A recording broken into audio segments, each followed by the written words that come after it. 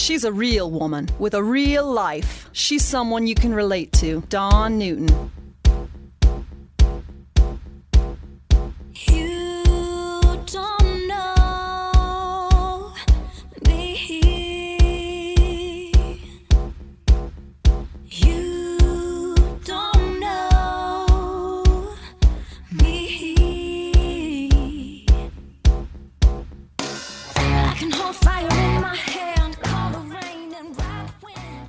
Hey, welcome to the Dawn Newton Podcast. I am your host, Dawn Newton, back in studio. Joining me is Dr. Michelle Jackson, naturopathic physician here in Bend, Oregon. Today, we're wrapping up our three-part series talking all things GLP-1 agonist, most commonly known as Ozempic, Wegovy, Mounjaro. In part one, Dr. Jackson covered the history and the positive regenerative effects this protein peptide has had on chronic health issues. Part two focused on how to start a GLP-1 for weight loss, the side effects, and how to know if it's working. In part three, Dr. Jackson offers guidance on weaning off of a GLP-1, how our bodies naturally make GLP-1, and successfully maintaining those healthy lifestyle changes. Dr. Michelle Jackson, naturopathic physician here in Bend, Oregon. This is part three of our GLP-1 series, also known as Ozempic. Part one we did back in February, just really doing the deep dive, the history, the regenerative healing purposes of the GLP-1, and it's just pretty fascinating. And I think that was something that you felt pretty strongly about. It's just really, let's just do a deep dive on it and talk about it, because it is helping people heal other chronic issues. Yeah.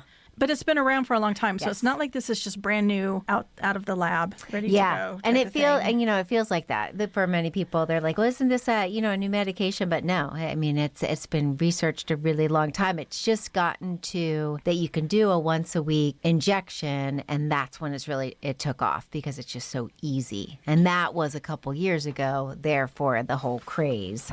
Well, in the areas that we're seeing the regenerative part or the other healing, we're talking liver, heart, brain, because it is just super quick, because we talked about this in the other shows, but it is a peptide or a protein. A protein is just smaller peptides linked together that our body naturally makes.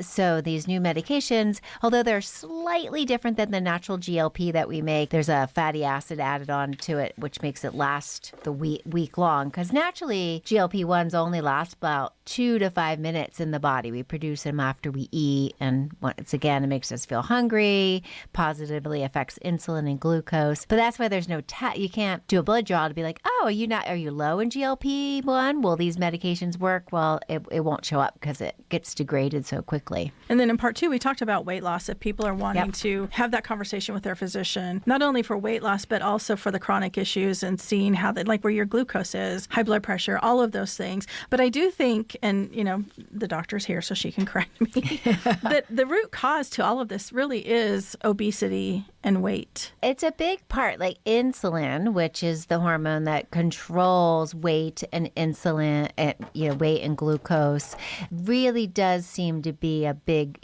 culprit. And inflammation. I mean, I personally believe the effect of GLP-1 on inflammation in the body is really, really key for these other health benefits that we're seeing. I think that's a big part of it. Well, and then just the stats, 75% of Americans are obese or overweight. Yep. 2 in 5 adults in America are obese, to over 41%. Yeah. And then we've got our kids, that over 20% of children in America are obese. So that's like 1 in 5. Yeah. And it's, it's not hard to figure out where that's coming from. Right. And it's just those lifestyle choices. But so here we are in part three, talking about if somebody that's wanting to wean off. Now, I'm sure if you've had patients that are doing that, what was their reason for wanting to wean off? Yeah, that's a great question. I mean, many times they've gotten to their weight loss goal, and so their blood sugars are where they want them to be. One thing we test is called an A1C level, which is like a 3-month look of where your blood sugars are at, and that might be at a really good level. Or cost. I mean, these medications, even at really low doses that I try to have people do, and then the medication can last longer, they're still expensive. So yeah, people are wanting to go off of them for a number of reasons. And so all the things that we'll talk about today are good things to do even while you're on the medication because it's just going to support going off of it. Food choices, exercise, there's supplements that we can talk about that can help your body naturally produce GLP-1, which you want to do even when you're on the medication. Is there fear? I'm sure you're probably maybe hearing that. It's like, okay, I've lost weight. The GLP-1 has helped my body heal. I'm doing all the things that they're afraid that if they stop that, the body's just going to revert back to, or their habits are. But I think anytime you have lost weight and you're doing a particular diet, keto, any of those types of things, if I go back to eating normally, which that's not the point. Yeah. Because what's normal? Yes. I think if you're going to go on these medications for weight loss or diabetes, etc., you have to look at the big picture. Like you really need to look at, okay, I'm going to do this, and also look at my diet, what I am eating. Because yes, the medications will lower your appetite, but still when you go to eat something, it needs to be the right food. I really counsel my patients to, when they're going on the GLP-1s, that it's not like, and we all want this sometimes, it's not just, here's your pill, quick fix. It's really doing everything so that you can support your body to naturally make GLP-1 when you are ready to go off of it. If you can go off of it. Some people with chronic diabetes are, they may be on this medication for the rest of their lives, but not everybody. Well, and the things that you're seeing that it's healing in people, I mean, it's definitely the weight loss, but then you're seeing other regenerative healing. Whether it's thyroid, liver, blood pressure, all those things. Right. So it's pretty fascinating. Right. Oh, I know what you were asking about.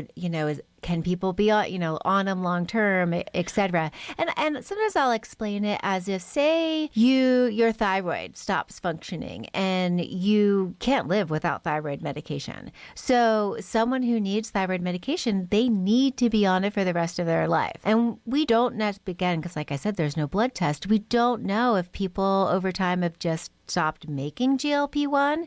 If that's the case, they might need to be on it for the rest of their lives. So you could think of it as a sort of a hormone replacement or a peptide replacement. So one thing I think, and you stress that too, is that you have to do your part. And your part is the nutrition piece. Yes. And you got to exercise. Yes. And because the GLP-1 does reduce that hunger. It kind of affects that little thing in your brain that kind of turns that off. Yeah. And when people go off of it, they definitely, the medication that is, they will say that they are hungrier, but that's where these habits that hopefully you can incorporate when you're using the medication, that you incorporate those by eating well. And there's foods that definitely help you make GLP-1 naturally. There's ways that you can continue to support that you should be doing when you're on the medication, but then it's so important when you're ready to go off. And that fiber piece, I think that is something that I haven't always appreciated, but just doing the research as we've been doing on these episodes, how important fiber is. Yeah. So one of the things that GLP-1 does naturally is it makes you feel fuller faster.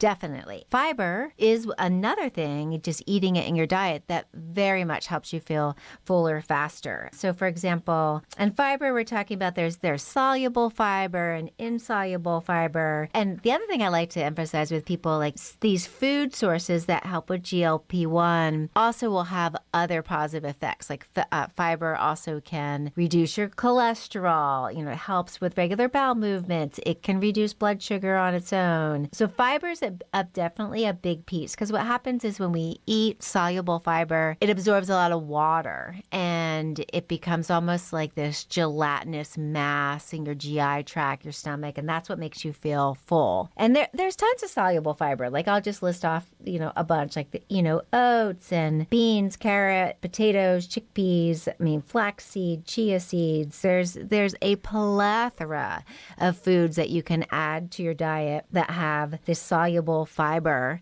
that will help you feel full faster and fiber supports the microbiome, which is the gut bugs, and your GI tract that make GLP-1. So working on fiber is just, it's imperative. But I don't know if anybody who's tried this, you might hear like, okay, I need to get 30 grams of fiber in a day or 35. That's a lot of fiber. So I often have people track maybe for 3 days or a week, estimate how much fiber you're naturally getting, or not naturally, but usually getting in your diet. And if you're only at 5 grams and you try to bump that up to 30, you're going to feel miserable, bloating, everything else. So you need to work on an individual basis. It's just getting the fruits and vegetables in there. Yeah. I mean, it's really what we already know we should be doing. Get us a salad. Just, eat an apple. Right. Eat a banana. Right. Just, it's not really that difficult when you say fiber. I mean, there is fiber supplements and that you can add to. Sure. To your drinks. Psyllium, like psyllium is an excellent fiber supplement that many people will take, or people will do flaxseed, which I support all of that too. But it's eating real foods, whole foods, like you just said, Dawn. It's like it's stuff that we know, but we know we should be doing. But hopefully, this is helpful to be like, oh, well, this is good for me to help support the good gut bugs that make GLP-1 naturally. And don't think we're saying French fries or wine is not a food group. That's not fruit. Right. So don't try to twist that. Yes. Because not that I haven't. Yeah, not at all. Not speaking from experience. Right. Getting my fruit. So that fiber is a way to naturally support making your own GLP-1 and makes you feel fuller longer or faster, which is what the GLP-1 drugs do also. But the GLP-1 drugs don't necessarily, I take this back. I was going to say they don't necessarily support your microbiome, but there are a couple studies that they do positively affect your microbiome. But what I was going to say, I feel like the food sources have all these other benefits that the GLP-1 medications do not. Well, and I think, as you're cleaning up your diet, because you need to do that. And that's where you need to do a deep dive with yourself. The habits that we do when we're heading into the office or wherever, and we grab the cup of whatever from whatever drive-through. I mean, I get it. And it's not easy to break those sometimes because you're just so used to that. Yes. But it's also being curious about how your your lifestyle. And we are so creatures of habit, and we don't like things taken away from us. That is true. We turn into toddlers. Yeah. But don't take that away.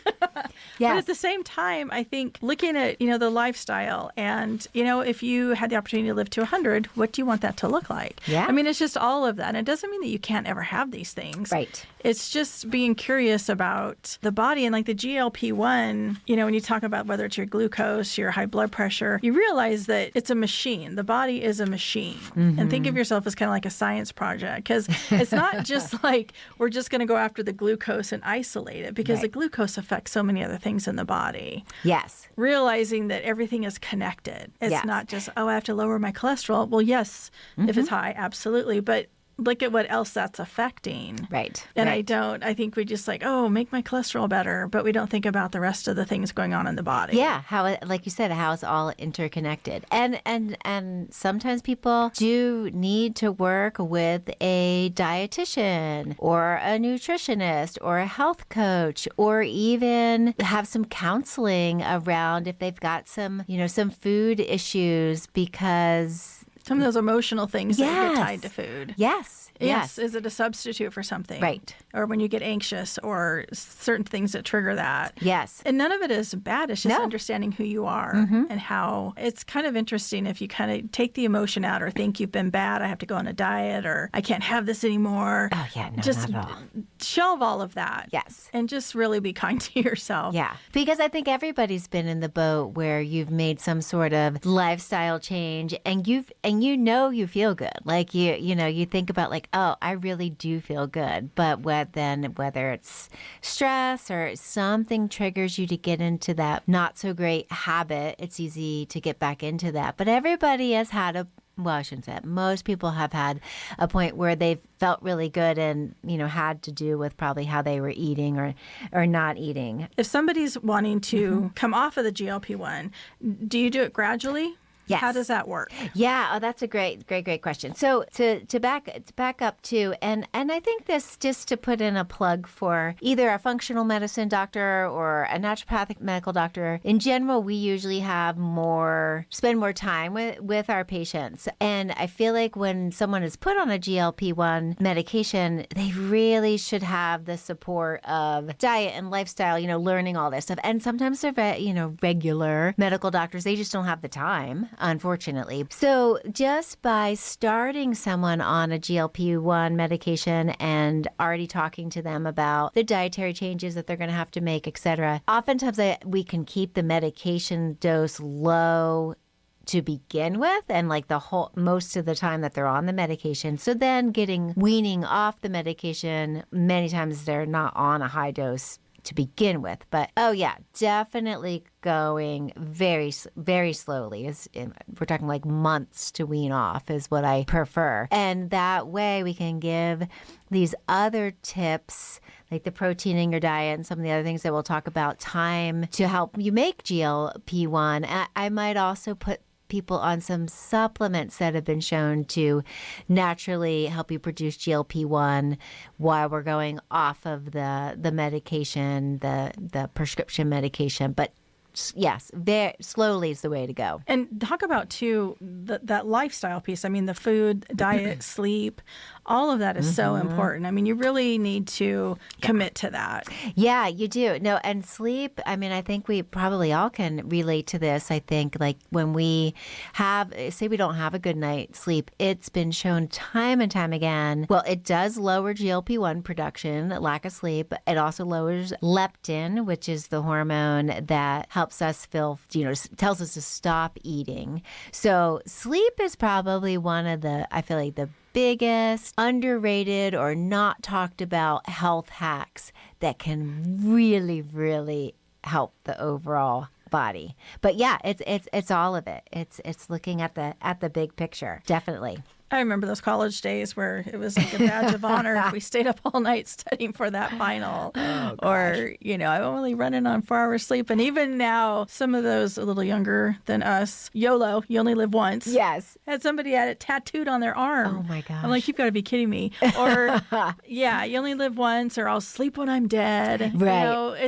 That's nothing to be proud of. No. Rethink that process. Yes. No, the sleep is, so the research on sleep is just fascinating to me. It's something that I've really, really have learned to appreciate. I mean, you know this. I have 4 kids. They're now all teenagers and older, but there was many years I didn't get enough sleep, and I could run on not that much sleep, but now I can tell that it's so important. It's really, really, and some of the other things I think that people don't always realize that they can do, like one of the many things the GLP-1 medications do is it decreases cravings. It's been shown to affect some areas in your brain that help you lower kind of that food noise, I call it, like you're thinking about food and what I'm going to eat next. But there's also brain chemicals that do that too, serotonin, dopamine, and you can test those. I mean, some people just happen to have low serotonin, low dopamine levels, and that's a test that might be something I want to do with a patient before they go off the medications, to be like, all right, what can we do to support your serotonin? If someone has some low serotonin levels,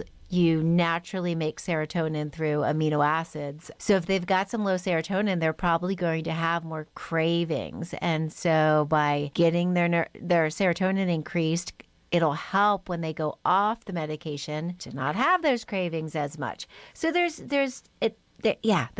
a lot of things that you can do to support being successful and keeping the weight off and going off. And the other thing too, I think people just really need to think about, we've all got in our head this idea of an ideal weight. Well, weight does not mean health. I'll say that. Like, if you can be healthy and you're going to weigh 10 pounds more than you think you should, that's so much more important. It's rethinking a bit what your ideal weight is. I mean, you really just want to be healthy. Yeah. And I think sometimes the relationship with the scale, the mirror, all those things. And there's so many other ways to do that. I mean, those numbers kind of mess with your head. I'm curious too, talking about, because we're hearing a lot about seed oils and things like that, but like the healthy fat. Yeah. I tell people, do not be afraid afraid of fats. I mean, I think we probably grew up in an era where it was like a low-fat craze, and everybody was like low-fat this. But what ended up happening in those foods is they would add a lot of sugar because you were taking away the good fat. There's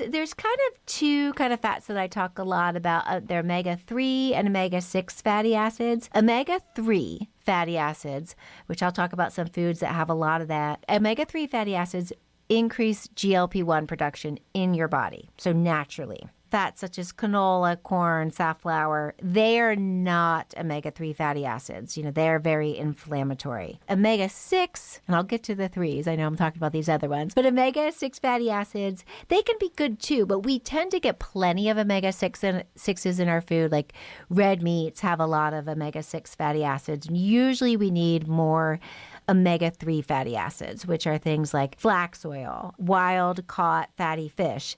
I always laugh at this when I look at these lists. I mean, it's like anchovy, mackerel. Well, I'm not necessarily Make sure you have some mince handy. Yeah, right. I actually went shopping. I went to go see my older boys in Boise this past weekend, and my one son, we're at Costco, he actually eats like tins of anchovies.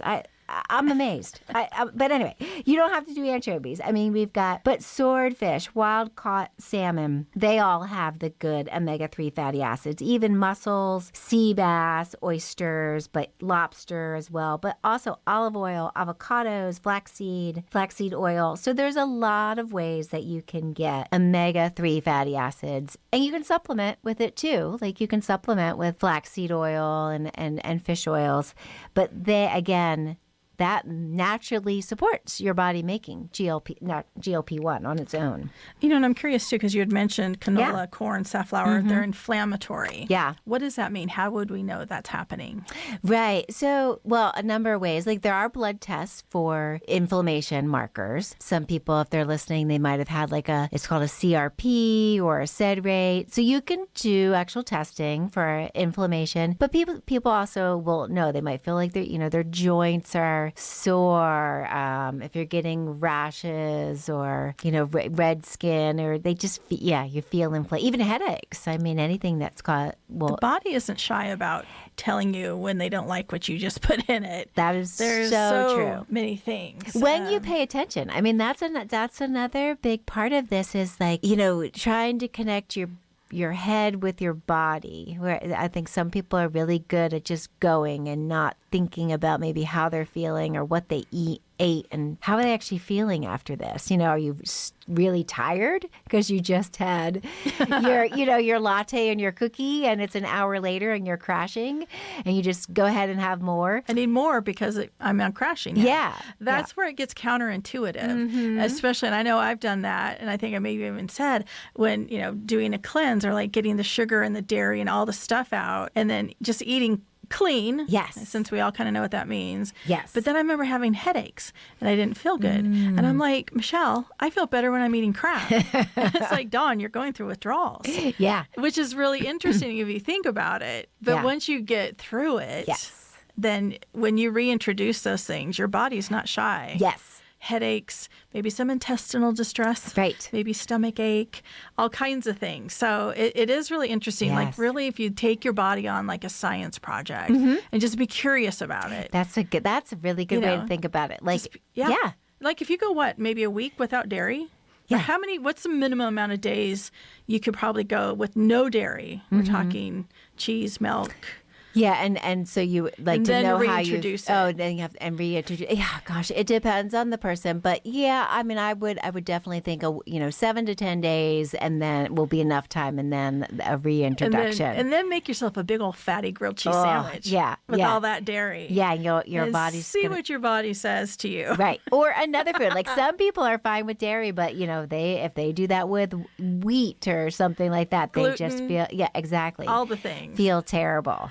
It's just being curious about your body and reading the labels. Yeah. Yes. What it is, what am I really eating? So it's really interesting. And there is a lot of talk right now people about ultra processed foods, which have, it's been in the news, and ultra processed foods have been around for a really long time. And sometimes patients ask me, what is ultra processed foods? And a good definition is like, if you don't have an ingredient in your house, to make something, and it's in the package that you're reading as one of the ingredients, that's an ultra processed food. So, but that's that's what we eat a lot of. But it does go back to like we were just saying, the foods with a lot of omega-3 fatty acids are whole foods. They're fish, they're avocados, they're foods that are real food, not processed. And I do want to talk about protein because that's a big one for GLP-1 making it, but also to support your body and your muscles for weight loss too. Eating more protein in general, hands down, has been shown to naturally make more GLP-1 naturally. It can be animal source, or it definitely can be plant source, like nuts or tofu, soy, etc. That's all protein. But yeah, fish, chicken, beef, buffalo. Dairy is, considered protein as well. And there's been some studies too that if you eat protein, so say you're having breakfast and you're having some protein with some carbs, so like, I don't know, say you're having some Greek yogurt with and oatmeal, like having the protein before carbs, you make more GLP-1 by eating that protein first. Protein just makes more GLP-1. The big part about protein too, it helps build muscle, body's muscle. And muscle is so important for regulating out glucose. I often think about muscle is its whole other organ system in itself. Like it's what your muscle needs glucose as fuel. So if you're exercising or you're going for a walk after eating, your muscles will take the glucose from the meal and use it as energy. So by eating protein, and therefore that really helps you build muscle, strength training, weight training, again, building muscle, that in itself is going to dramatically help keep your glucose under control. And like I said, eating protein, skeletal muscle will make more GLP-1 naturally. And are we supposed to hate carbs? No, absolutely. Well, we were just talking about fiber. All those vegetables, they're carbs. It's just whether you're doing simple carbs, and that just means like, food that turns into sugar really quickly is a simple carb. But, again, vegetables, fruit, they're all carbohydrates. It's just if they're more complex carbohydrates and turn into sugar more slowly because it has the fiber, that's good. That's cookies, completely your chips, fine. Your pasta. Right. It's all in moderation. And Right. it doesn't mean you can't ever have a chip or a cookie again. Heck no. But just start realizing what that means. But yeah, those carbs, because people are becoming more aware, they're educating themselves on their body and the GLP-1. And we've talked about this previously, how some of the big fast food guys get nervous. aren't really happy about this phenomena that's going on. Well, people are waking up and understanding and taking control of their health. So you're not, the fast food, that drive-through line isn't quite as long as it used to be. But you're also seeing, I don't drink these things or eat these things, but where they're like adding probiotics to the sugary drink so that you think it's healthy. Right. Now, whether it is or not, I don't know because I don't consume them. Right. But I do look at the label. Yeah. But so I'm just kind of like this little bait and switch. That's a really good way to put it. And we're seeing that in foods. They're adding, we're going to add more of this, or at least on the label. Yeah. But then when you think about how much of that probiotic does the FDA really require to be in there? Yeah. And I don't even know if they do. I don't even know if the FDA says anything about probiotics, honestly. They say a lot about compounding pharmacy. That's another discussion. Yeah, but I know that might be one of our other ones when we talk about hormones or something. I'm like, you approved a Twinkie? Yeah. You won't let. Yeah. Anyway. That's right. A whole other thing. But no, carbs are not bad. I'm not saying, you can't have any carbs. Most people, when they really, like you said, if you think about it as an experiment of like, okay, let me do this for a week or 2 weeks and just observe how I'm feeling. And that might be including of like, let me eat protein before I eat anything else. Oh, do I feel fuller longer? Do I snack less? Many people find that they do, because those simple carbs too, the other thing too, there are a lot of calories that digest quickly quickly. So you're getting a lot of calories and it goes through your system quickly versus if you're having fiber and things slow down, you're getting nutrients and you feel fuller longer. It's just a different form of carbohydrates. Well, what's interesting, just as we're talking about this, how it really does come down to lifestyle. Yeah. It comes down to those choices because when you're saying, if you're doing your part on the GLP-1, meaning you're really paying attention to your diet, exercise, sleep, really kind of, doing your part, because this is a tool, not a fix. Right. We all want the fix. I Right. get it. I mean, Right. yes, but it's a tool. But then everything that you're saying about the protein and the fatty acids and it helps promote the peptide. Yeah. Maybe if we straightened up Well, and think and about learned, it. Yeah. we would be. So it does feel like all this fast food and I know we're all busy and I know we do the best we can. Yes. And, Oh, absolutely. And I know that food can be expensive. Yes. I get the challenges, but if you just make one small Yes. change, That's exactly what I was going to just say. one Yep. thing.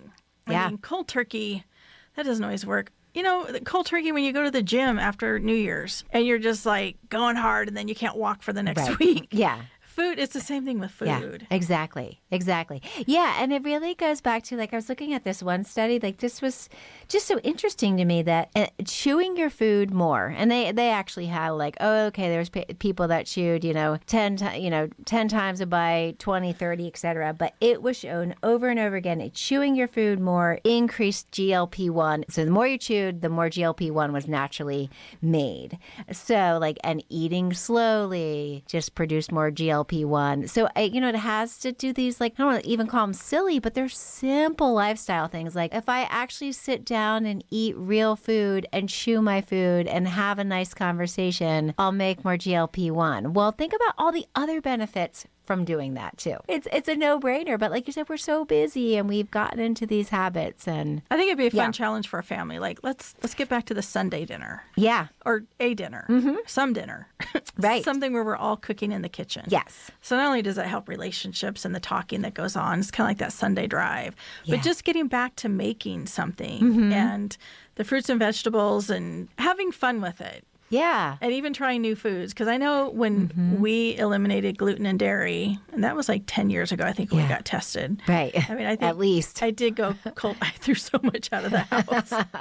But then we tried other things that tasted so bad. Terrible. Oh, my. It's come so far. Yes. Since Yes. 2009 or whatever year that was. But, I mean, it was like, oh, my God, this is horrible. Yes. Yeah. Yeah. No, it had. You're Fun right. with it. Right. You're right. It had. The food choices have come a really long way. And we're talking about all these real, I say simple, but it's not as simple to implement. But, there are some things I'll also have people do, because I think people will be curious about this, about like hacks, I would say, that you can, have been shown to make more GLP-1. Like bitter foods have been really shown to produce more GLP-1, like hops, even coffee, for those coffee lovers out there, because that is a bitter if you don't add the sugar and the milk and everything else. And coffee itself is actually really, really bitter.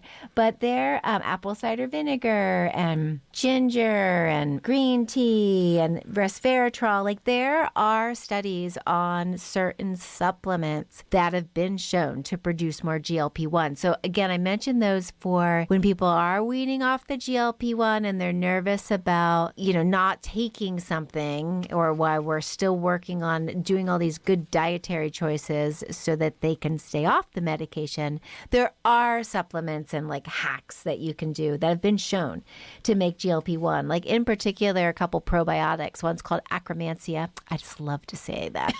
I love that. Can you spell it? Akkermansia. Yeah, no. Spell it for us. And lactobacillus, a certain type of lactobacillus, they also make GLP-1 naturally. So there's stool tests you can do to find out if you're low in those, or I might supplement. There's no harm in supplementing with those probiotics to just, again, not support your body in making that on its own. There's a lot of hacks that you can do. Or if you decide not to go on the medication, all of these things that we're talking about, these simple but maybe not easy lifestyle choices, that's going to help you make more GLP-1 without the medication. And I'm curious as far as the GLP-1 in our body, how it makes it naturally. If somebody, like this is a tool, not a fix, getting the body to get it going again, because I know that's one thing we've talked about in the past is how influencers, talking heads, whoever, your friend, family might say to you, you just need to move more and eat less.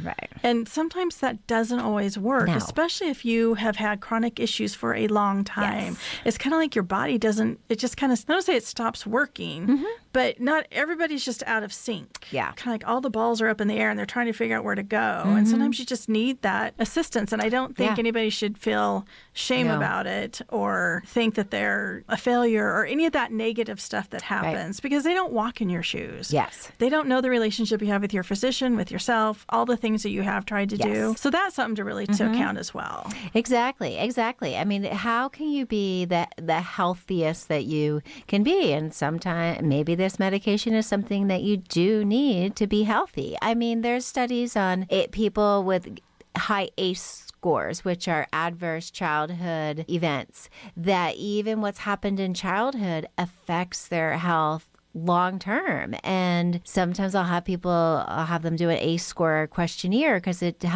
does help me figure out like maybe some other things we need to uncover and work on. Like it's when I have someone on a GLP-1, we need to work together and figure out why is this helping the person? Like, are they overeating because of stress? Are they truly making not enough GLP-1, or is their microbiome out of balance and they don't have that akromansia? So it's a tool, and it's trying to help us figure out what we do need to get in balance so that when they go off of it. It's so amazing. We just have a few minutes left. I know. It goes by so fast. I know. Because we didn't even talk about stress and everything else that affects GLP-1. But people can kind of get that. Like we're talking about just all these positive overall lifestyle choices that not only will help you make more GLP-1, all these other health benefits. Well, that's just it. The stress, too, because then you're looking for something to feel better. You're looking for that energy. You're looking for maybe something to numb the stress. Yes. So there's all of that, too, but also just what that does to the body separate from food. Yes. So that stress piece, that's a double-edged sword for sure. And it can really wreak havoc. So there's... Exactly. And like you said, like I have some patients that want to do it all and they're that personality that they can do it all at once. Or it's start with one thing. Like you said, just one small change. Just kind of observe there's a slip, don't beat yourself up. Because that's life. Yes. You can have the birthday cake. Right. Your body might respond differently. Yes. If you haven't been eating, right. Eggs and sugar and all that for a while, but that's okay. Yeah, and that's where the growth comes in. Like when you're doing good, and then you slip up, and actually when you realize, like, oh, I'm back in that pattern again. That's the most important part. Right. That's the growth. There's so much to this. It's pretty fascinating. It's great. Think. We had so much fun with this GLP-1 I might have to revisit it, but I think it'll be. We did what we came to conquer. There we go. Parts 1, 2, and 3, but we know there's going to be all these there's going to be so much more information coming as up it goes on. Yes. Michelle, where can people go? Like if they want to reach out to you, have a discussion, get some advice, resources, where would you like us to go? Yeah, the easiest is my website, which is drjacksonnd.com, or you can call the office. I always like to do a shout out to my wonderful staff, and that number is 541-385-0775. Thank you for coming in. We have You're more welcome. Discussions coming. Hey, thanks for listening to the Dawn Newton podcast, and a special thank you to my guest, Dr. Michelle Jackson, naturopathic physician here in Bend, Oregon, wrapping up our 3-part series talking all things GLP-1. For more information on Dr. Jackson, please visit drjacksonnd.com, and be sure and check out my website where you can find all 3 parts of the GLP-1 series at dawnnewton.com. The Dawn Newton podcast is written, produced, and hosted by Dawn Newton.